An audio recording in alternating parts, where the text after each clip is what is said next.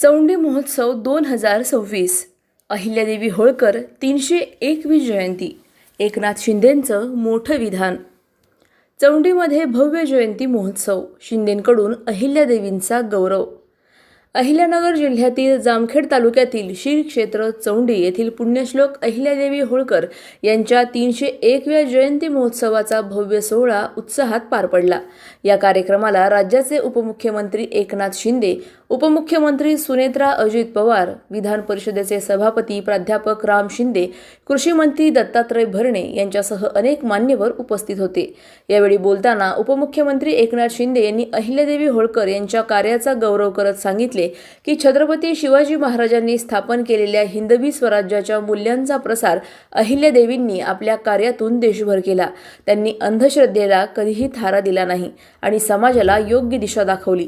ते पुढे म्हणाले, अहिल्यादेवी या न्यायप्रिय, दूरदृष्टी असलेल्या आणि आदर्श राज्यकर्त्या होत्या.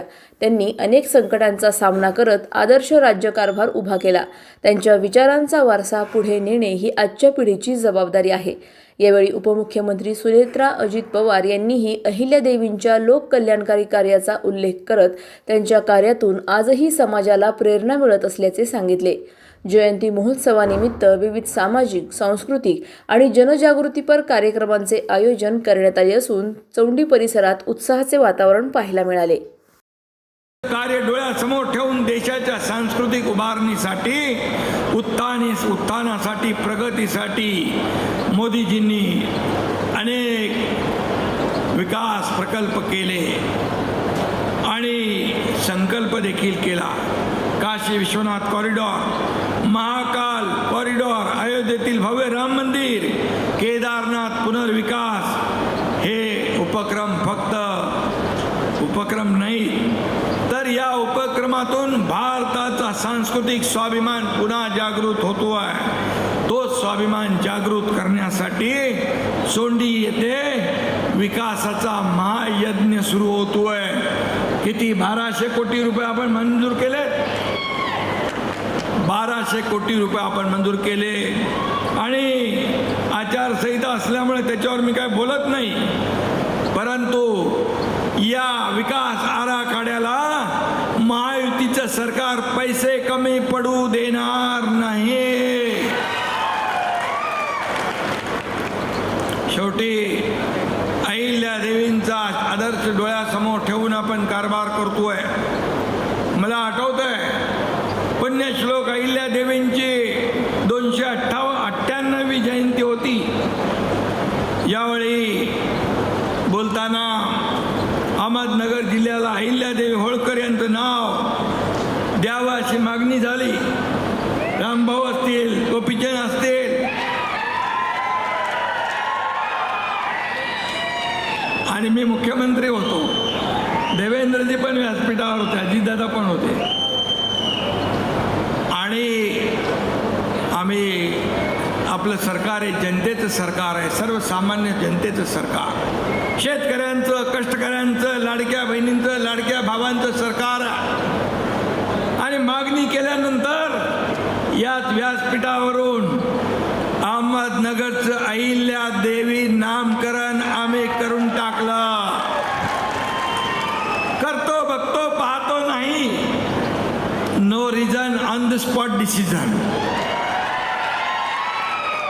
असं आमचं काम आहे. आणि म्हणून सर्वसामान्य जनतेतली आपण माणसं आहोत आणि म्हणून व्यवस्था मिळाली आणि लोकही स्वावलंबन व्हायला मदत मिळाली. महिला सैनिकांची स्वतंत्र तुकडी निर्माण करणाऱ्या त्या पहिल्या महिला शासक होत्या.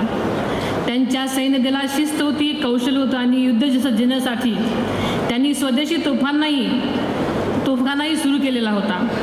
न्याय पद्धतीमध्ये त्यांचा दृष्टिकोन अत्यंत प्रगतिशील होता. अहिल्यादेवीचे चरित्र, कार्य आणि आदर्श आज 300 वर्षानंतरही तितकाच प्रभावी आणि प्रेरणादायी आहे. त्यांच्या जन्मत्रिशताब्दी निमित्त शासनाने श्री क्षेत्र चौंडीच्या विकासासाठी आत्ताच आपल्याला शिंदे साहेबांनी सांगितलं की 681 कोटीचा विकास आराखडा तयार केलेला आहे. आणि या आराखड्याबाबत माननीय मुख्यमंत्री महोदयांच्या अध्यक्षतेखाली कामाची नुकताच आढावासुद्धा घेण्यात आला आणि लवकरच हे अतिशय भव्य दिव्य काम सुरू होणार आहे. चौंडीचा विकास सर्वसमावेशक नियोजनबद्ध होणार आहे. ही कामं दर्जेदार आणि गुणवत्तापूर्वक झाली पाहिजेत. दर्जेदार सुविधांच्या माध्यमातून पर्यटनसुद्धा चालना मिळेल. त्यामुळे ही कामे करत असताना पुढील 25 वर्षाचा विचार करून त्यांच्या देखभाली दुरुस्तीबाबत आत्तापासूनच व्यवस्था करण्यात यावी अशी माझी या निमित्ताने संबंधित यंत्रणांना सूचना राहील.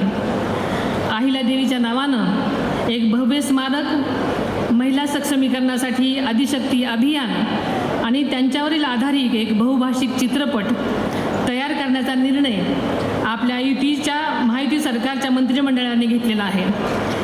या माध्यमातून त्यांचं कार्य देशभरावर नक्कीच पोचलं जाईल याचा मला विश्वास आहे. 300व्या जयंतीनिमित्त मी स्वतः अधिक माहितीसाठी स्टार इंडिया 1 न्यूज पाहत रहा.